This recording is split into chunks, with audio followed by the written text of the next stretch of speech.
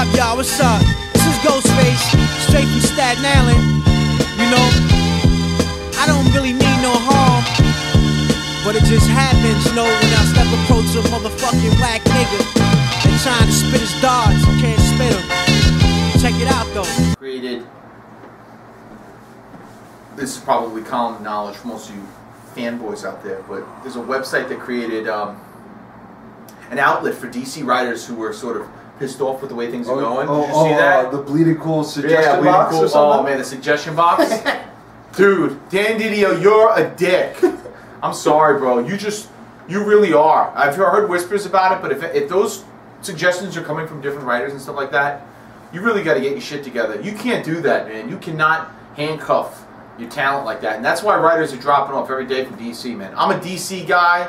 Tom's a DC guy, but man, some of the decisions you've made have been questionable, to say the least. And not say that there's not some good stories coming out of there, but just all those suggestions were great. And I'll tell you what stuck out to me.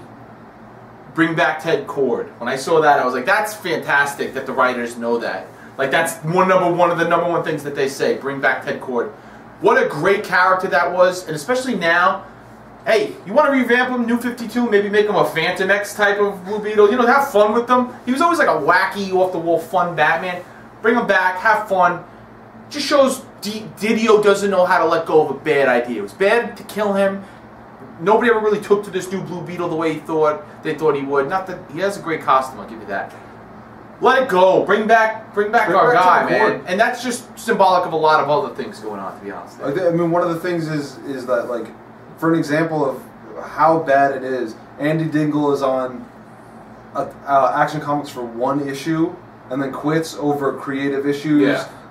He's not the only one. The guy who was writing Red Lanterns and was going to take over Green Lantern Corps, same thing. They wanted to kill John Stewart, is the rumor, and he was like, he didn't want to do it. And now, why somebody who's got to die? You're not going to keep these guys dead anyway. Yeah, that's it, and that's the main thing. It's like the people that we want back, Ted Kord, right? It's because their death meant nothing.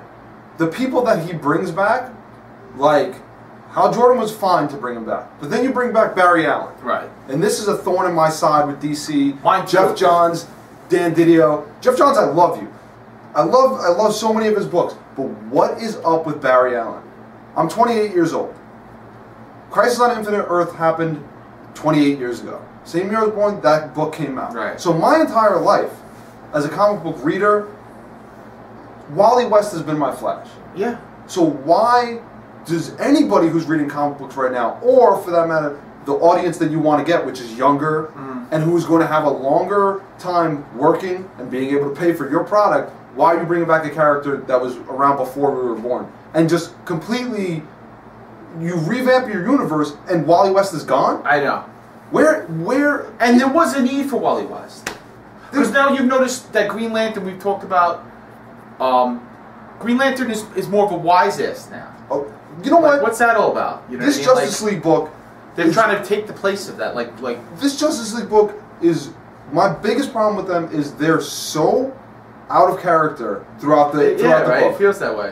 One issue in the beginning, and this isn't a spoiler because it's the first volume, Batman shows his identity to Hal Jordan. He's like, I'm Bruce Wayne. There's a beat, and then Hal Jordan has like a little joke of like, who's Bruce Wayne? Batman would never just, the first time, second time he meets somebody, be like, paranoid, just to let you know. And then he runs around without his mask on, he's not acting. With anything. It didn't do anything to the story. Right. He's not acting like the Batman. Taking off some of his armor to go face immortal beings on another planet. That doesn't fit in at all with how Batman is in his own book. Oh, not at all. Dude, not at all. You got Wonder Woman in this book who, from everything I've read about, I haven't read her book on her own, but from everything I've read, she's a strong, independent warrior woman. Right. In Justice League, she's in a love triangle.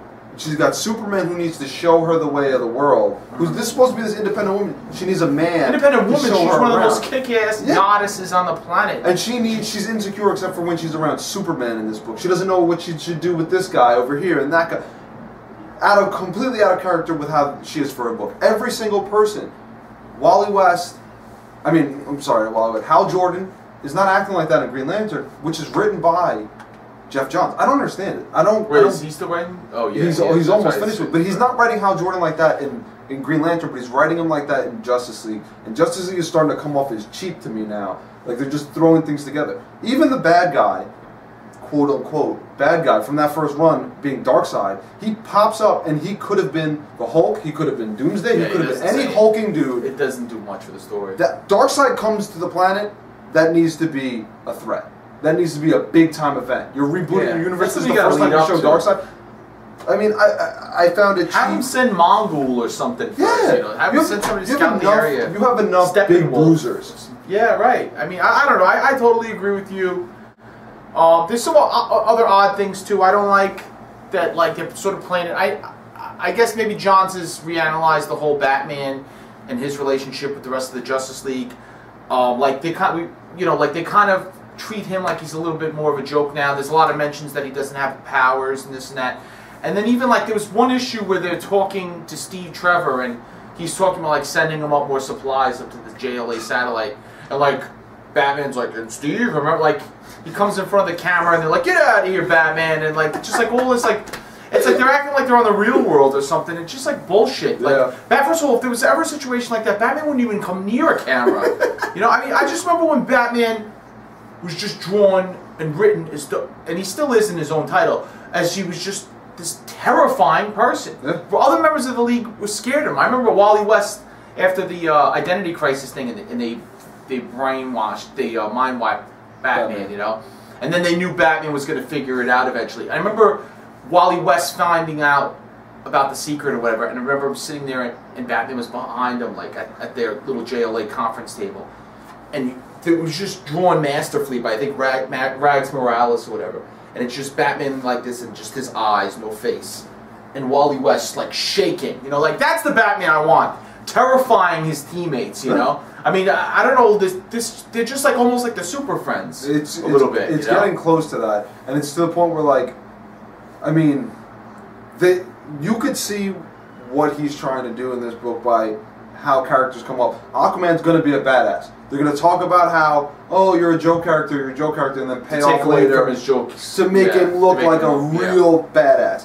But then you have characters just out of place. It doesn't make any sense. Some of the artwork has been hit or miss for me.